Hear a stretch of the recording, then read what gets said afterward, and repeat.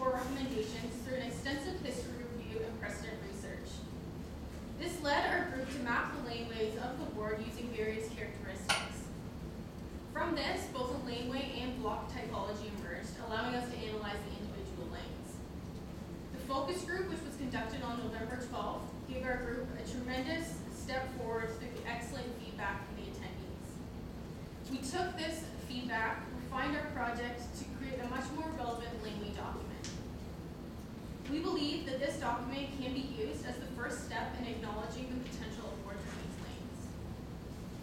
So again, I would just like to extend our thanks to Councillor Vaughn, Eddie Greenberg, and Ange Kinnear, as well as all of the attendees from the focus group. Thank you for coming.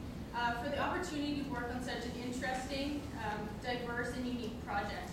We'd also like to thank Professor Steve Weber for sitting on our panel, as well as Professor Cosney for advising us through this project. Thank you.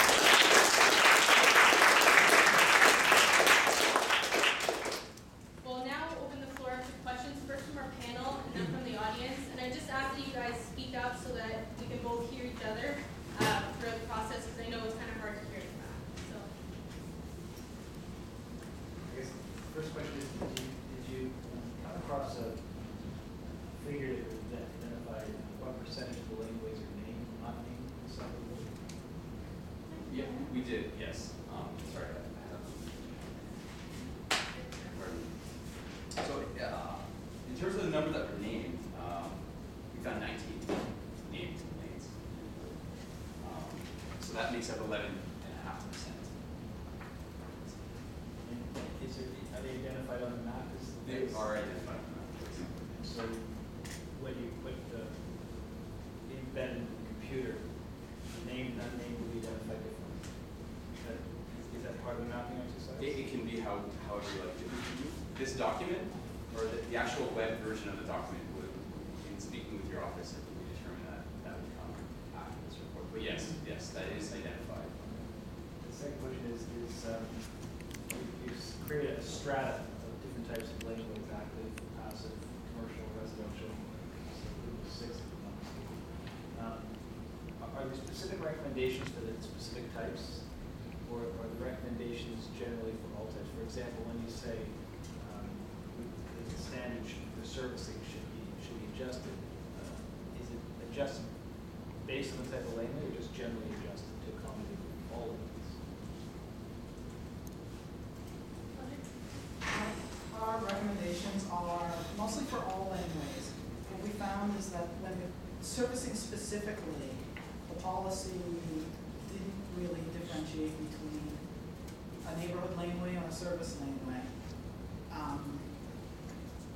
However, we didn't really feel that with our recommendations at this stage, it would be wise to be prescriptive about what should go where in the laneways. We really wanted to look at sort of what the laneways could be and how they could be improved, and use this as a first step to start that dialogue about what should go where. And in terms of the number of laneway houses, is there a number of total residences? Was that quantified?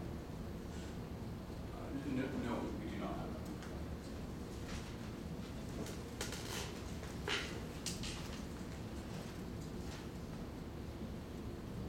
No question.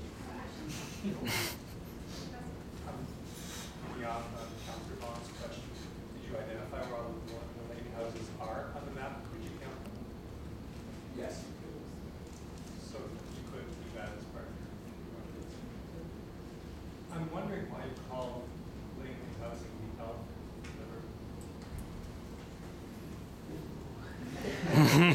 Well, it's a contentious issue.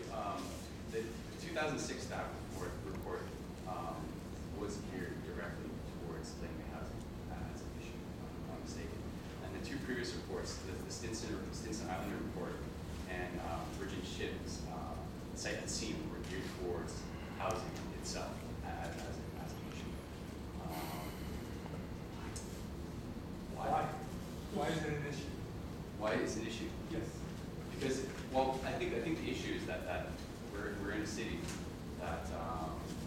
that is built out, and terms of intensification, lanes provide, as Stinson Island report, I think it was 6,000 potential sites for housing development. I think it's an issue because some neighborhoods need not want to intensify their properties that much. Some may, and there's a conflict. No, I believe Adam captured what I would have added. Can I just ask, if you're asking questions, just speak a little bit louder, sorry, so that everybody back there. Okay. Appreciate it. Still with the laneway housing, amongst your recommendations, they're more cosmetic. I'm wondering again why you didn't recommend, one way to animate the alleys would be to have people live there and create activity. So did you consider that as a recommendation to encourage the development of these 6,000 potential sites? I think that with our first recommendation, which is acknowledging them with an official plan, I think that is the first step in going into the additional uses that come along with that. So I think in order of our recommendation's importance comes with the very first recommendation of acknowledging them within the official plan. And then once you acknowledge them, then you have to do something with them. And that's kind of why our subsequent recommendations include beautifying them and making them a more inviting area for them to be. Just to add to that, it would kind of also come out of more community consultation with each neighborhood, because in our focus group, there wasn't really a major issue with housing in the laneways, but we didn't have the whole board there, so it might make more sense if we had like area-specific or neighborhood-specific consultations to see what they want in their lanes. And I think that kind of comes out in one of our recommendations as well, is to